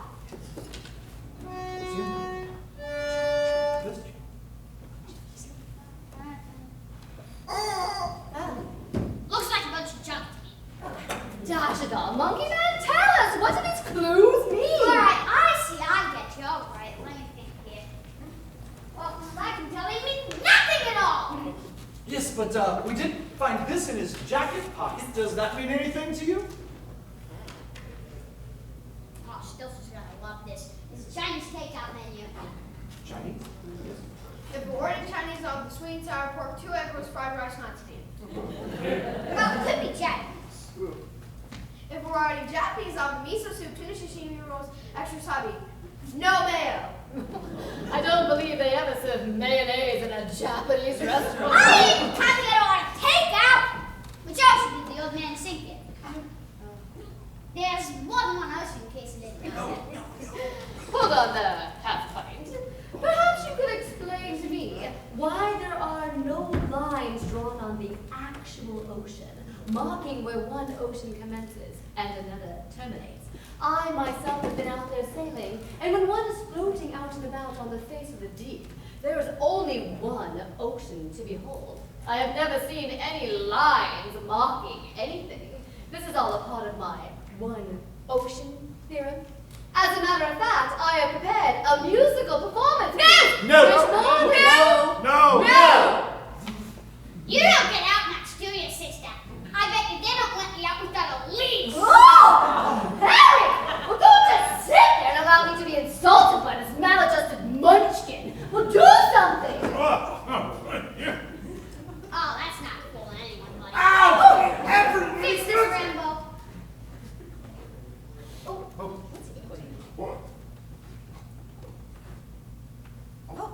Listen, Lord Loser, if you don't back off, I'm gonna sink more than your lady's ship. You feel what I'm laying down? Alright. So let me get this straight.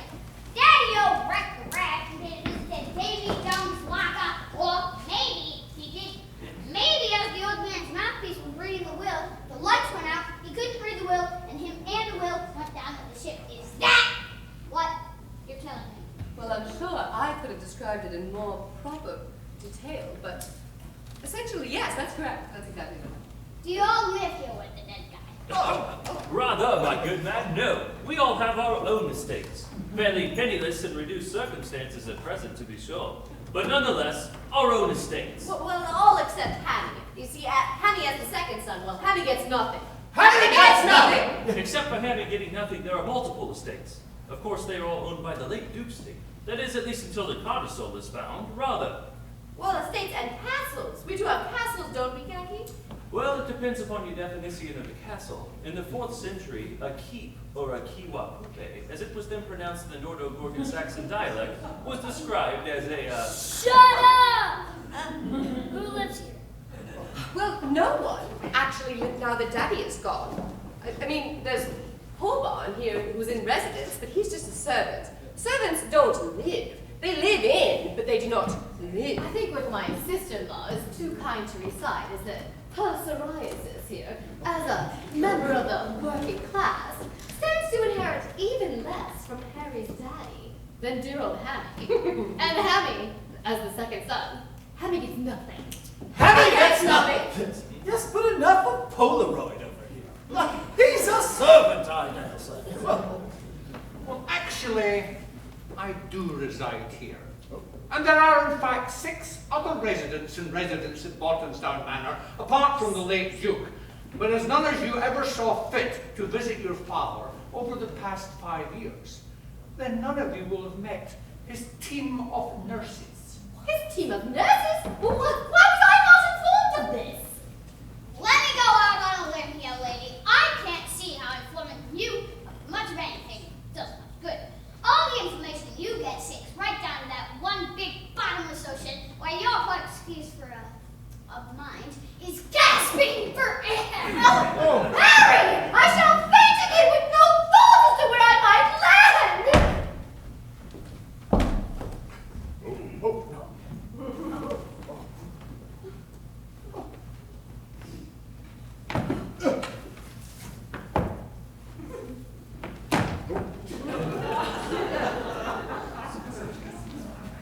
Well, chap, back to the previous topic. Who's hiring horses? Horses in a house are a bad idea. I'd say. Not horses, Blinky, nurses. Do remind me to get you new batteries for your ear assist if you insist on not doing this yourself. Yes, I'm sorry. Nurses are an entirely different thing. Yes, go about it there, old chap. Did these nurses go down with Papa on the Hesperus? What's this of nurses going down?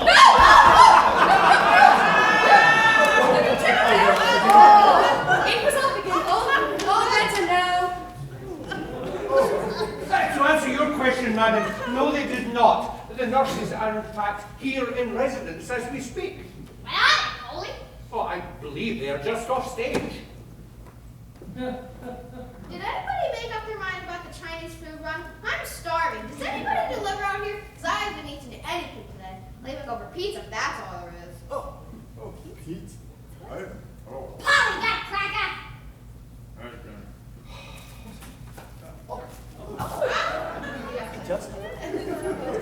Knock yourself out, good guy, and knock it off! Polly, get the noses again.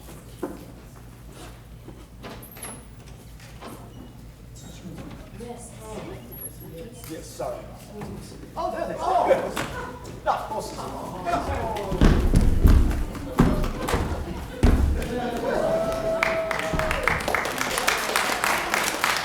You may introduce yourselves. I'm Mindy. I'm Lindy. I'm Cindy. I'm Ricky. I'm Bindi. I'm Ethel. Wow! Did not see that coming. Are you all related to one another? Aren't we all a part of the same universe? Aren't we all brothers and sisters from different mothers? I'm and Grandma. We are one. Me and Linda hang out a lot. We're not related. Wow! Did not see that coming. Should have, but didn't. In fairness, Mindy isn't, with her assertion that we are all of the same universe, might have a point. Mindy, how many oceans are there? Is this a trick question? Are you going to ask me the same question? Because if so, should I leave the room to make this more fair? I think if we all left the room right now, that would be fair. Fairy, we are just not going there again with your one ocean theorem. We are in too deep as it is. Way too deep. Stop! I'm and Grandma. We are one. What she says. Goes. I think we could all save some time here. Who hired this team? Oh, that would be Nigel Dithbone, the Duke's solicitor. He hired them about 5 years ago. To their credit, how shall I put it? Did he need? Really, he didn't really require much medical attention. But these young ladies really were rather good for him, and to their credit, he did become quite lively around. It really is quite difficult to understand what a difference a nurse can make. Oh, yeah. The Duke was a blast, man. Total party animal. I think this is where our number is. What number? Who is doing numbers here? We have the same agent as Fairy Bottom over there. Reads your contract. The nurses get one musical number. Fairly pointless to argue with them. It will just prolong the inevitable. Harry agrees. The nurses should perform anything that they want to. It's quite tiresome. It's the best darn job in the whole universe. There's simply nothing better than to be a private nurse. If your patient's old and wealthy and not healthy as can be, a well-trained nurse becomes a beneficiary. If you want to know something, there ain't nothing worse than going through life without a private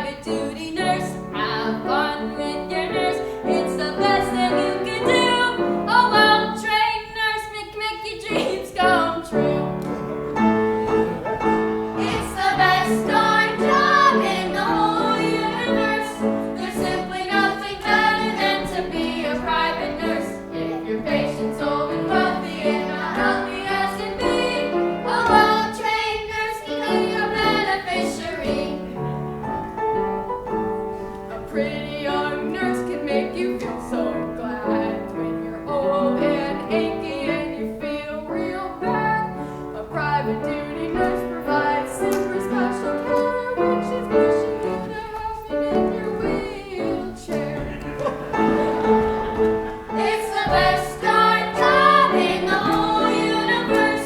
There's simply nothing better than to be a private nurse. If your patient's old and wealthy and not healthy as can be, a well-trained nurse can be a beneficiary.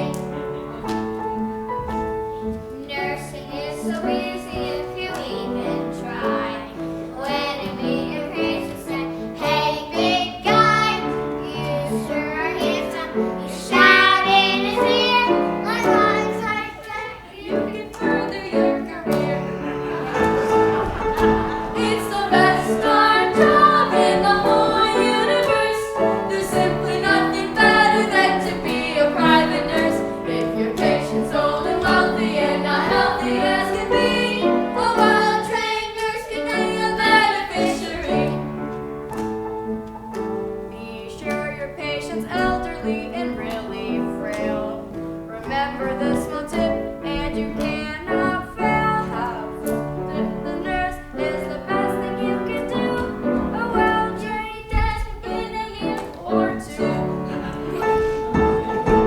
It's the best darn job in the whole universe. There's simply nothing better than to be a private nurse. If your patient's old and wealthy and not healthy as can be, a well-trained nurse can be a beneficiary. It's the best darn job in the whole universe. There's simply nothing better than to be a private nurse. If your patient's old and wealthy and not healthy as can be, a well-trained nurse becomes a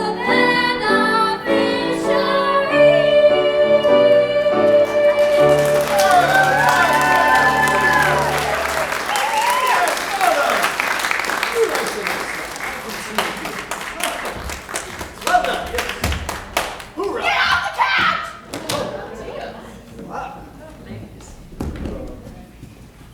Nursing. Not really like that at all. Not what you're thinking. We watch Murder, She Wrote every night. Reruns of the Lawrence Welk Show.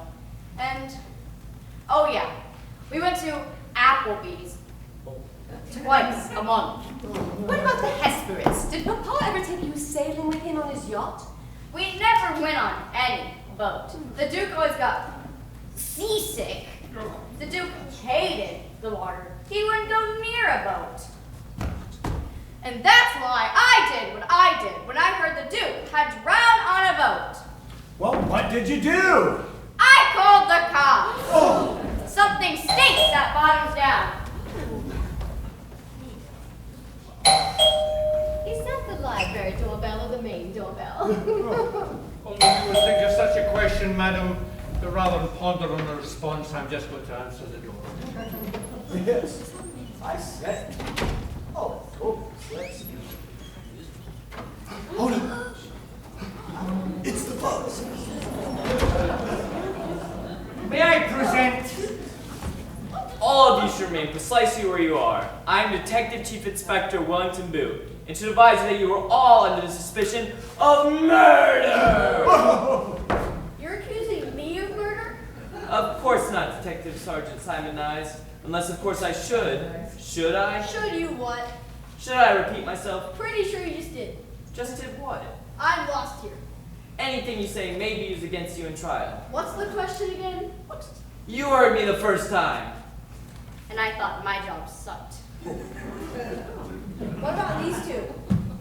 I'm really healthy. I'm very happy. We can do nothing.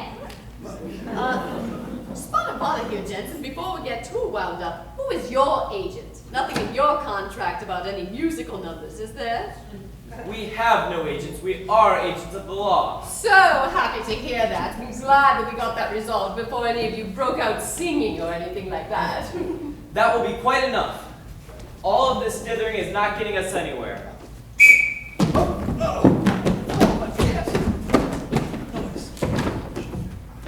Now, how long has the Duke been missing? Oh, he's been gone for 10 days. The funeral, no, that's when the Hesperus was sunk, but the funeral was 2 days ago, and then the reading of the will was meant to be taking place this morning. And that's when all this began. We'll begin with the wreckage of the Hesperus. Now, where may I find this? Rather, on Neptune's bottom, I should say.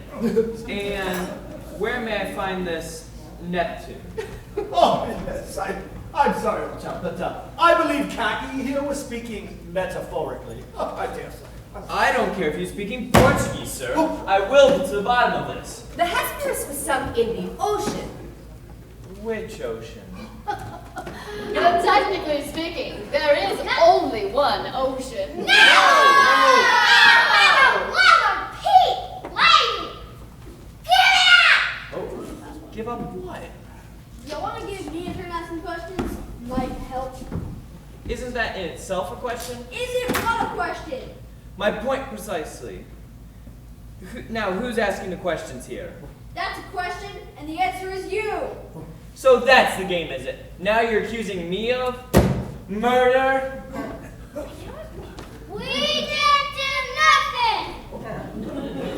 I think I could step in here and we could all take a breath. Mindy, how many boats were sank in the ocean in the past 5 years while you were working for the Duke? Well, short case, there was the Storm Chaser. And the misadventures. Don't forget the Titanics! Ethel! Give it up, please. And finally, the Hesperus. Detective Chief Inspector, are you familiar with the cases regarding these lost boats? I am innocent, sir. That's the boats, yeah? How many of these boats have ever been found? Not one, you idiot. They were all lost at sea. How did you come to become acquainted with these lost boats? Insurance claims were filed and it fell into my department to find out what had happened. Who filed these claims? From the reports I received, it was the late Duke's solicitor, Nigel Dithbone. Were you ever able to determine what happened with these lost boats? Well, once a boat is lost at sea, it is rather difficult to locate it. In a nutshell, that's what the term lost denotes. We never looked for them, boss. They were lost, you imbecile! It's one great big ocean out there. I'm not saying anything. Just saying. Silence, Underly. This is police business. The Duke was never anywhere near those boats. Well, where were they then, I dare say? They were lost. What part of lost do you not understand? Well, you may wish to take a look at the late Duke's accounts. I myself accidentally noticed, after prying open a locked drawer, that there had been several large withdrawals from their state accounts over the past 5 years. That's when Nigel Dithbone was managing the Duke's affairs. As I did not know by whom, but I suspected someone, that's when I brought it all to the attention of the Duke's solicitor, Nigel Dithbone. Just a minute. Two things. One, are we gonna order something to eat? I'm starving. Now, go get something to eat. And second, am I the only one here that can see that Nigel Dithbone is behind all this? He filled out and collected all the insurance claims for the boats. He invested all the Duke's loot. Here, these nurses, where are they? Okay. These nurses to keep you old too distracted while he cheated the Duke out of all his money. Oh, yes, spot of bother there, chap. Who's hiring horses? We have the motor carriage these days. Horses are an entirely antiquated form of transportation, I would say. Nurses, Blinky, not horses, that's it. I'm getting you new irises when we get back to Dorset. Yes, good idea.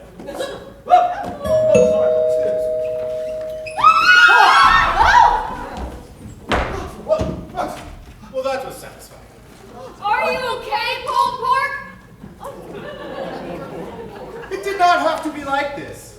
If only I had not been caught by this idiot stealing the estate funds. If only I had not been discovered selling the boats after they supposedly sank and then collecting the insurance money. If only the Duke would have simply died years ago and left me the money, he wouldn't be chained up in the basement as we speak. If only I didn't have this gambling problem, which has left me otherwise penniless. If only I was a man of a bit of sense and a lot of luck. And if only I could sleep at night. Oh, about that trouble sleeping bit. say, Harry and I have purchased those my clothes from Mike Lindell's estate, and I must say, they are all very good to me. Oh, sorry, get off topic there. Where were we? Yes. If only I had a better part in a better play in a different town.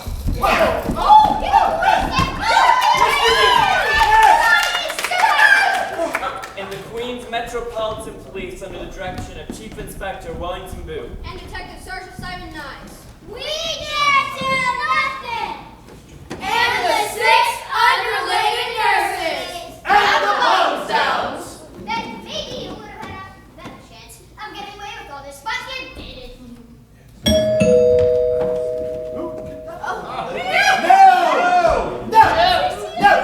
We are simply not doing this again. This is a script. Have you ever had one? This is where we are. Just read what it says and then do what it says. Could it be a mole's broken arm will be mended? Apple! Me long lost little girl! Oh, me darling, I have been searching for you all these long years. It's a miracle it is. Saints be praised. I saw you 2 weeks ago, Mother. I told you to quit bothering me while I'm working. You'll get me fired. No, well, you never phoned. Well, you don't have a telephone. Can you sell this sometime later? I'm hoping to sort you. Just saying. Allie? Earl? Oh, you poor you. We went to school together. I'll never forget the likes of you and your charms, Harry Earl. That explains the bad school memories.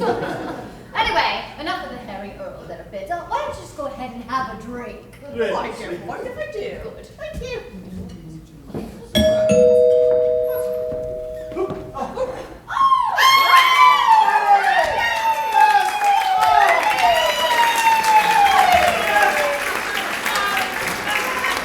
Father, alive! He was locked in the basement all this time.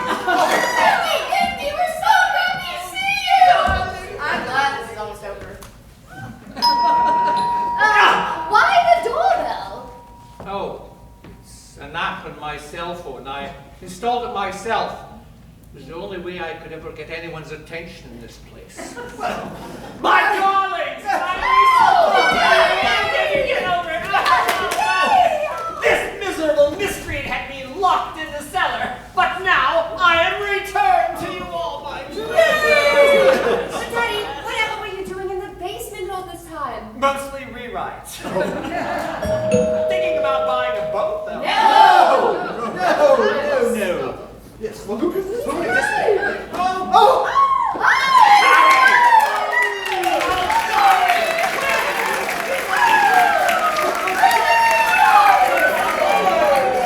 Oh, what a frightful bore I've had. For the last 30 years, I've had amnesia. When I awoke yesterday morning from my fog to find myself at a fish and chip shop in Newcastle. That's all the places. Apparently, I was some sort of a county person. Well, anyway, Mommy's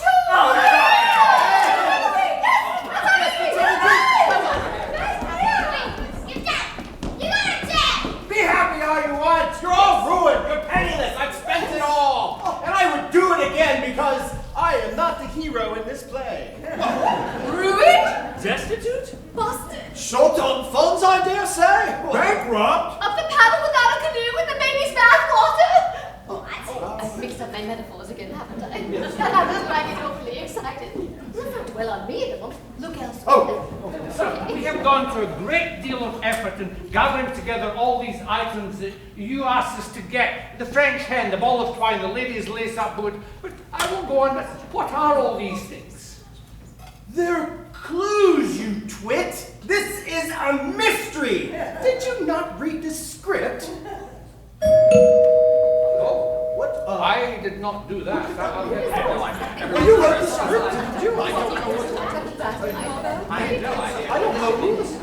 Would be my my brother.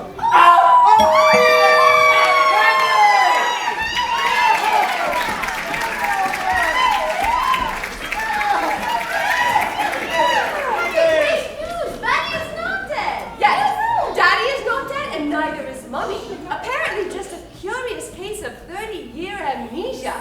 I know she awoke yesterday to find that she had been working as a counter girl at a fish and chip stand in Newcastle. Yes, what was the name of that chip stand, Mummy? I don't remember. It's all good. Mumsy's back. Yes. Batty's up from the cellar. Just a thing. There it is. Yes, it's all good news, Hammy. Well, that is except for this bounder has stolen our fortunes, and we're all broke. What? I did. Broke? Excuse me, sir, may I take your coat? You may not want to take my coat unless you're prepared to see a little bit more of me than you anticipated. Yes, some things never change, old Hammy. Let me tell you about my wife, Lamborghini. Lammy Bottomsdown. I met her in Marseille, Ohio, at the nudist colony. And her maiden name was Google. Yes, that Google. And we have a massive fortune that together will take us lifetimes to spend. I knew Father was in financial trouble when Ditherbone called me and asked me for a loan. I immediately set off for Bottomsdown Manor, just as soon as I packed all my clothes, which took me no time at all. I have purchased Bottomsdown Manor, the 3 acres north of the pond, and all of Thimble Creek. The credits are paid, and together we will live happily ever after. But honey, wherever is Lammy? We simply must meet her. Detained at the airport, I'm afraid. Oh, no. A bit more of a militant nudist than I am. Let's just say that security did not have to ask her to take off her shoes or her belt, or anything else for that matter. But anyway, great girl nonetheless. And with all of the money and all of us together, we will make Bottomsdown Manor the premier nudist colony in all of England.